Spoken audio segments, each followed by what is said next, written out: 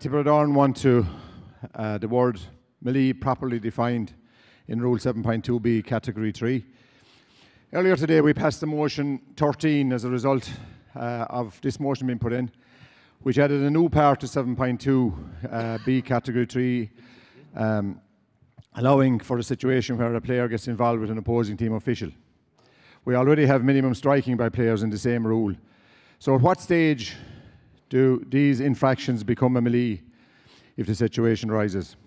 Everyone has their own interpretations, with referees, CCCs, hearings and appeals committees are left to their own discretion as to when a situation becomes a melee. So really just to copperfast on Rule 7.2b, we are proposing that Congress quantifies the word melee by defining it as a minimum of 5 players and add this to the rule in Tróir Figúil. I don't think we should be endorsing a situation where a number as large as a melee of 5 would be sort of a minimum before we got to a melee. And I think there's a pretty standard rule there that third man in is essentially, and that notion of a third man in contributing.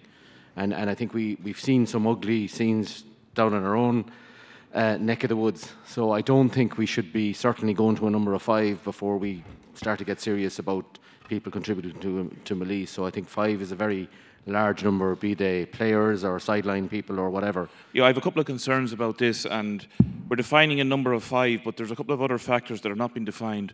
Is there a distance factor? Do you have to be 12 inches away, 2 feet away? What exactly is a melee?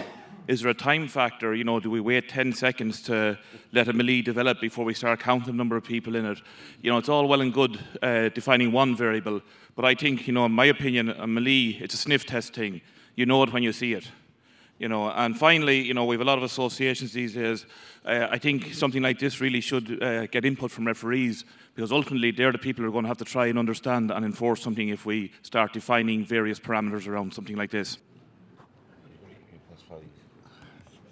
The motion fails, 31% in favour, 69% against.